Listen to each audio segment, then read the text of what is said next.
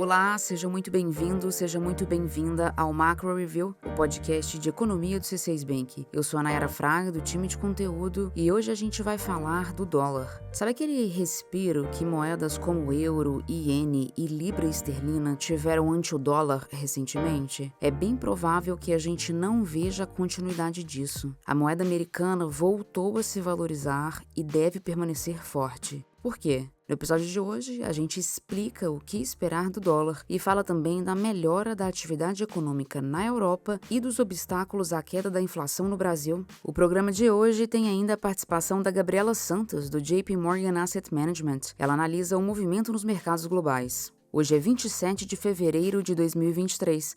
Vamos nessa? Você deve se lembrar da força que o dólar ganhou nos últimos tempos, certo? De junho de 2021 a setembro de 2022, o índice que compara a moeda americana com uma cesta de 6 moedas, o chamado DXY, que faz essa comparação do dólar com o euro, o iene, a libra, o dólar canadense, coroa sueca e franco suíço, esse índice subiu vertiginosamente. Foi um movimento de valorização natural do dólar, já que o ambiente era de expectativa de mais aperto monetário nos Estados Unidos. O movimento seguinte a esse, no entanto, foi o inverso. O dólar embalou numa descida a partir ali de outubro de 2022, desvalorizou e acabou dando um descanso para as moedas dos outros países. O euro, por exemplo, teve valorização de 14% ante o dólar. A moeda britânica, da mesma forma, saltou 14% e o iene cresceu 17%. O que contribuiu para a desvalorização do dólar foi a perspectiva de que os juros nos Estados Unidos não subiriam tanto nem ficariam altos por tanto tempo. Mas quem apostava que as moedas estrangeiras, as moedas diferentes do dólar, continuariam nessa situação confortável, deve estar agora descontente. É que desde 1º de fevereiro, o dólar está numa crescente nos mercados globais e ele não deve voltar a perder fôlego. Por quê? A resposta está nas expectativas para os juros americanos. O mercado passou a enxergar uma taxa de juros mais alta para este ano, acima até da alta sinalizada pelos próprios membros do Banco Central americano. Isso, na prática, significa que os títulos do governo americano pagam mais, o que atrai mais capital para os Estados Unidos e, consequentemente, fortalece o dólar. As estimativas para os juros americanos mudaram porque os dados têm apontado para uma atividade econômica mais forte que o esperado nos Estados Unidos. Aqui eu destaco 3 deles. O mais recente é o Índice de Gerentes de Compras, o PMI. A prévia de fevereiro indica que a economia americana voltou a crescer depois de 7 meses de contração. O resultado do índice composto, que inclui manufatura e serviços, ficou em 50,2 em fevereiro, acima das estimativas, que eram de 47,5, e do mês anterior, que foi 46,8. Só para relembrar, toda vez que o PMI está acima de 50, isso sugere expansão da economia. Quando o indicador está abaixo de 50, isso sugere contração da economia. Então, depois de 7 meses seguidos no campo da contração, os Estados Unidos finalmente passaram para o campo da expansão. Outros dados que fazem a economia americana estar num nível acima do esperado vêm do mercado de trabalho. A taxa de desemprego nos Estados Unidos está em 3,4%, na mínima histórica, e o ganho por hora trabalhada segue crescendo. Isso ajuda a manter o consumo em alta. E um novo sinal de que a economia americana está aquecida é o avanço no varejo. As vendas no comércio varejista tiveram forte expansão em janeiro. Todas as categorias, incluindo o grupo de controle, que exclui os itens voláteis como gasolina e material de construção, todas as categorias do varejo americano vieram acima das expectativas. O setor como um todo avançou 3%, enquanto analistas esperavam um aumento de 2%. Não é por acaso que a inflação está custando a ceder nos Estados Unidos. O índice de preços de gastos com consumo, o PCI, que foi divulgado na última sexta-feira, ele registrou alta de 5,4% no acumulado de 12 meses. O núcleo, que exclui energia e alimentos, avançou 4,7% no mesmo período. A alta surpreendeu os analistas. Vale observar que a meta perseguida pelo Federal Reserve, o Fed, para o núcleo da inflação é de 2%. Na ata da reunião mais recente do Fed, que ocorreu no início de fevereiro, a entidade comunicou que, apesar de a desaceleração dos preços ocorrida até agora ser bem-vinda, mais evidências são necessárias para garantir que a inflação está em declínio. É por isso que o mercado agora enxerga juros ainda mais altos para este ano, e é por isso que o mercado espera o primeiro corte só para o início de 2024. Um mês atrás, a estimativa era de corte para novembro de 2023. A Gabriela Santos, do JP Morgan Asset Management, vai detalhar esse tema para a gente daqui a pouco. Na nossa visão, a taxa básica da economia americana deve chegar ao fim de 2023 um pouco acima dos 5%, e nesse patamar ela deve ficar por bastante tempo. A gente acredita que o início dos cortes de juros nos Estados Unidos não aconteça antes do meio do ano que vem. Existe aí, portanto, um bom caminho a percorrer até que a economia americana esfrie. Isso reforça a ideia de que o dólar deve seguir forte. Na nossa leitura, o dólar deve seguir no patamar atual por um longo tempo, sem subir muito ou cair muito ante as outras moedas. Bom, de tudo isso que eu falei aqui, o que mais chama a atenção, e essa foi uma conclusão a qual eu cheguei depois de conversar com a Cláudia Rodrigues, a nossa economista, o que mais chama a atenção é o mercado de trabalho. Não sei se você que está me ouvindo já tinha parado para pensar exatamente nisso, mas existe uma correlação direta entre o mercado de trabalho americano e o dólar. Quanto menor o desemprego nos Estados Unidos, mais forte fica o dólar. E aí está o desafio. Será que o desemprego nos Estados Unidos vai aumentar em 2023 a ponto de trazer o dólar para baixo? Quem explica isso melhor para a gente é ela, a Cláudia Rodrigues, que é responsável pela cobertura internacional aqui no C6 Bank. E é ela que você ouve agora.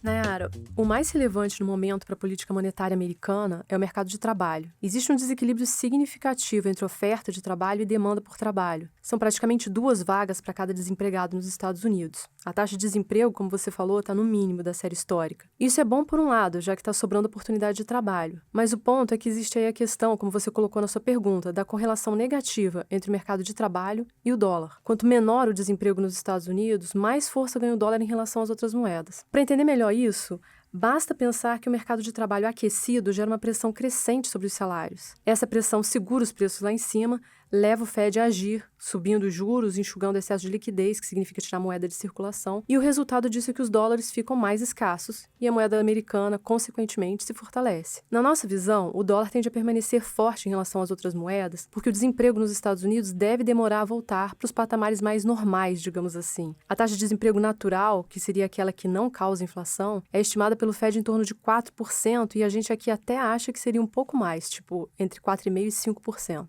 Hoje, a taxa de desemprego está em 3,4%. É uma diferença da ordem de 1 ponto percentual que faria toda a diferença em termos de controle da inflação. Enquanto o equilíbrio do mercado de trabalho não vier, o dólar deve permanecer forte em torno do nível atual, na nossa avaliação.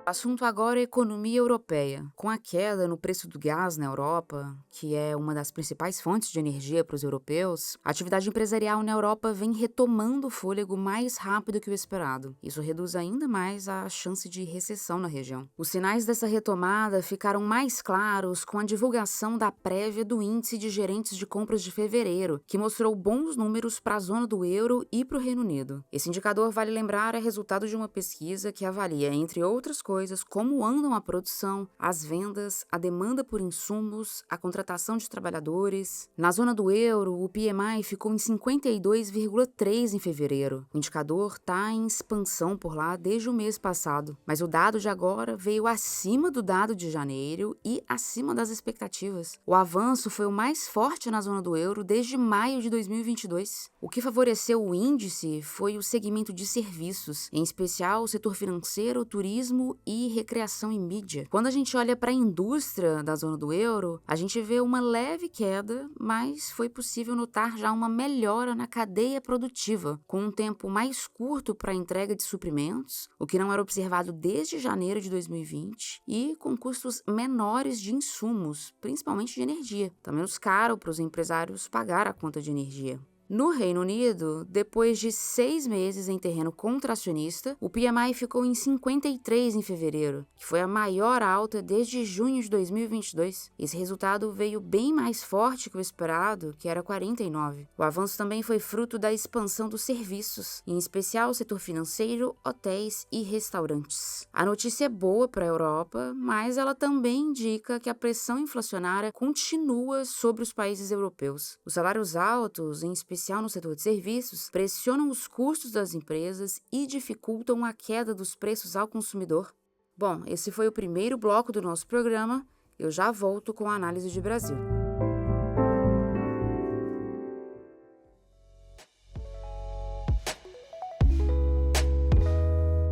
Vamos falar agora de inflação no Brasil. O IPCA 15, a prévia da inflação oficial, avançou 0,76% em fevereiro, como esperado. O que puxou o resultado para cima foi o aumento das mensalidades escolares e o aumento de cursos em geral, um efeito típico de início de ano. No acumulado de 12 meses, o IPCA 15 subiu 5,6%. É um nível inferior ao pico de 12,2% que a gente viu em maio de 2022, mas ainda assim é uma inflação distante da meta para o IPCA em 2023. A meta é de 3,25%. Os preços dos serviços, setor em que entram academias, escolas, hotéis e outros estabelecimentos, eles seguem dificultando a queda da inflação no Brasil. Os serviços, segundo o IPCA 15, avançaram 7,65% em 12 meses. É uma desaceleração tímida na comparação com o pico de 9% visto em agosto de 2022. Os preços dos serviços estão cedendo lentamente em razão do atual aquecimento do mercado de trabalho brasileiro e em razão da inércia inflacionária, que é aquela dinâmica típica da economia brasileira, em que o reajuste de preços ocorre segundo a inflação passada. Outro componente que impede uma queda mais significativa dos preços é a piora nas expectativas de inflação no Brasil. Isso porque, quando os agentes econômicos esperam uma inflação mais alta no futuro, os preços tendem a subir desde já. A gente falou desse jogo de expectativas, aliás, no episódio 40 do Macro Review. É só buscar aí no canal do nosso podcast.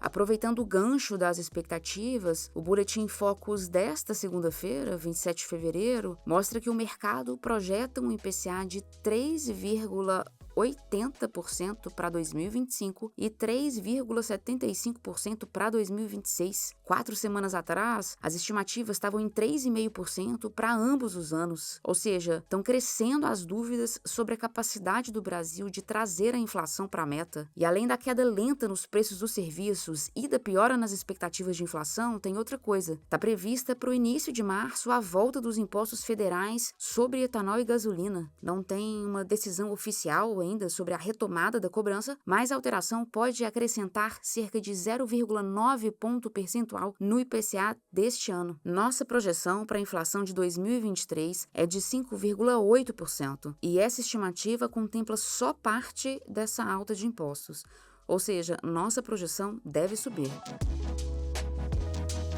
No primeiro bloco do programa de hoje, a gente falou sobre as expectativas de juros mais altos nos Estados Unidos, né? Agora, a Gabriela Santos, que é a estrategista de mercados globais do JP Morgan Asset Management, ela vai dar mais detalhes sobre o que o mercado espera disso e vai falar também do desempenho das ações europeias um ano depois do início da guerra na Ucrânia. Será que as empresas da Europa estão indo até que bem, apesar de tudo? A Gabriela explica. Vamos ouvir o comentário que ela gravou pra gente. Semana passada, como mencionamos, a atenção foi no aumento de expectativas de juros nos Estados Unidos. A curva americana subiu, especialmente a parte curta da curva, agora precificando uma taxa terminal dos Estados Unidos de 5,39% versus os 4,9% de um mês atrás. Importante também que os investidores retiraram alguns cortes de juros no final do ano, agora esperando menos de um. Toda a curva americana subiu, com juros de 2 anos subindo para 4,7%, uma alta desde 2007, e os juros de 10 anos quase tocando 4%, uma alta desde novembro. Com isso, os mercados acionários americanos caíram, especialmente na terça-feira, com esse aumento de juros pesando no setor de tecnologia mais uma vez.